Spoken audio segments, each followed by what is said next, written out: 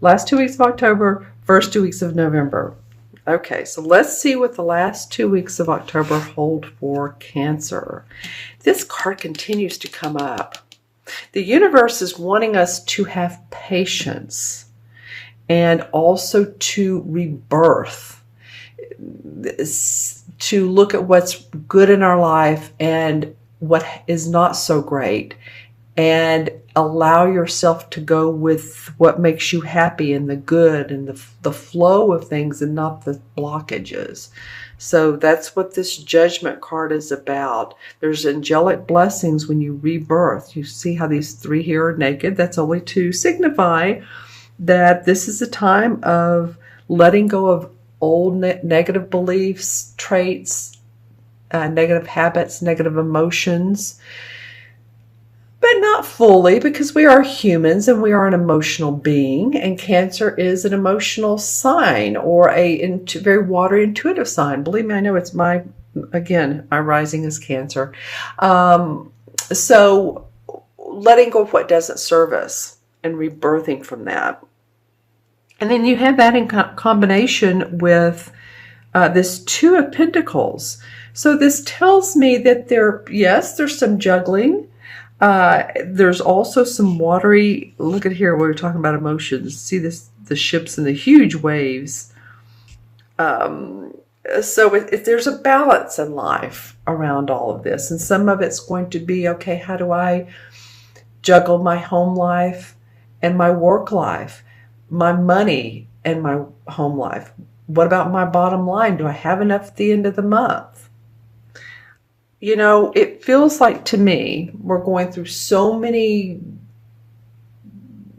crazy times right now. I don't know how else to say it. Here, just in America, the hurricanes, the political, well, that's all over the world. The fires in California, the earthquakes in Mexico. I'm feeling like the call is to tune into your divine self, into your inner self. Speak with your angels, your guides, those around you. Make a connection with your angels and guides, right? Ask your God for assistance in whatever you need. There's nothing wrong with asking, is there? Okay, let's look at the second two cards or the first 2 weeks of November. All right. We have two Pentacle cards. So this is about the money, body.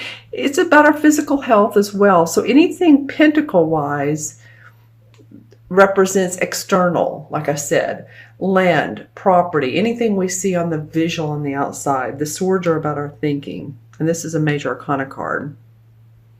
So there's something about your physical body, your health, your money.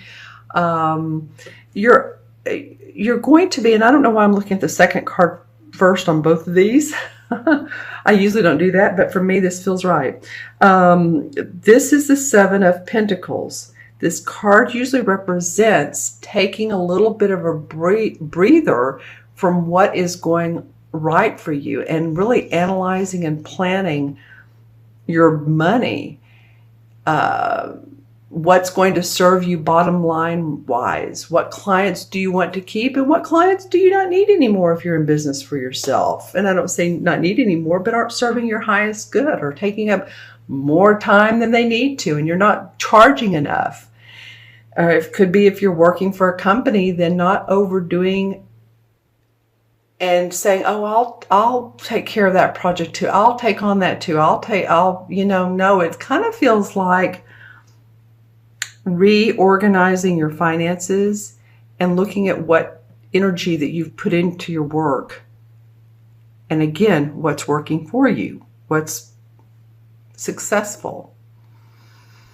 This Queen of Swords is interesting. She is a person. It represents an Aquarius, an air sign, Aquarius, Gemini, or Libra, Sun, Moon, or Rising. She is someone who is decisive. She's analytical. She plans.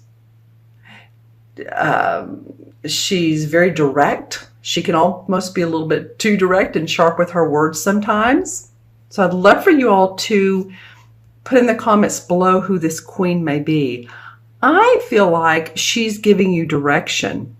She's giving you either solicited advice or possibly unsolicited. But I do feel like that this queen is, now put in the comments below who this might be in your life. For me, I'm getting that she's helpful. She may come across as needing more water, more Cancer type of attitude, but she could be a person that is helping you, giving you suggestions, mentoring. She may be a wife, or she could be a husband, and she's just saying, you need to do it this way, you need to do blah, blah, blah, blah. And I'm sorry, I don't mean to just, she may blah it out sometimes is what I'm saying.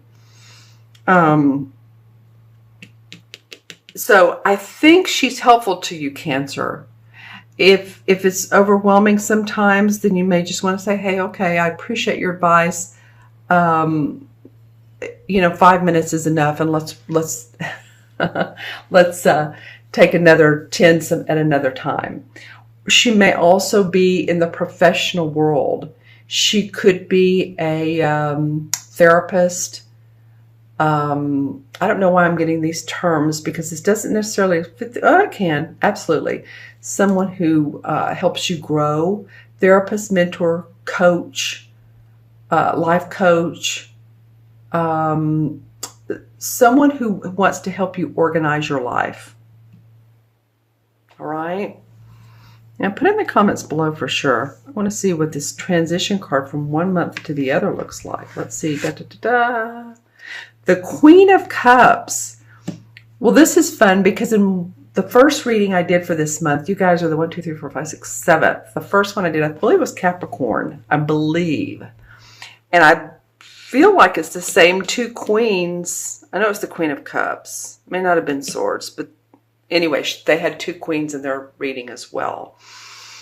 So there's a lot of essence around channeling your inner, well, this is a water sign. So this is you channeling your inner Cancer. Your inner, and by that I mean your inner intuitive psychicness, gut feelings, your inner knowing, your third chakra, your inner power. So we're also where our third chakra is, where the emotions are stored.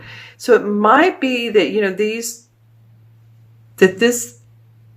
this judgment card is saying, okay, what's working for you, Cancer?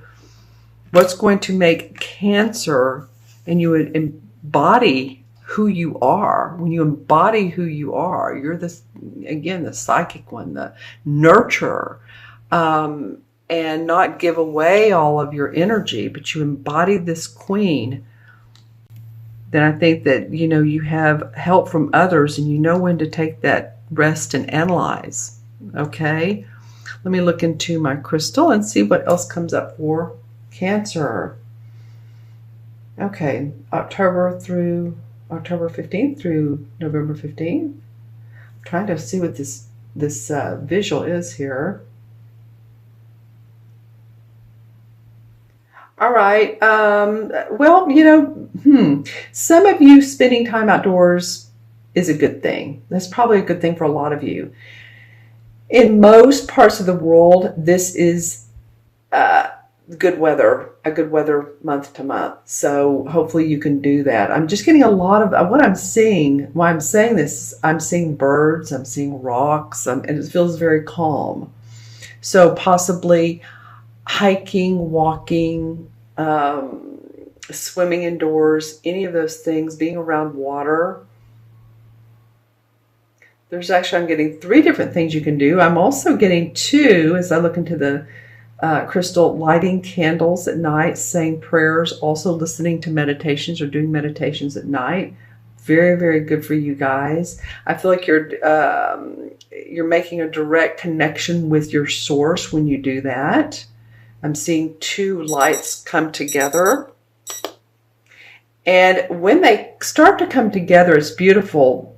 One light has a very beautiful teal green and the other one has a purple. So it's like you're making a divine connection when you pray or you meditate or you just take some time out for you.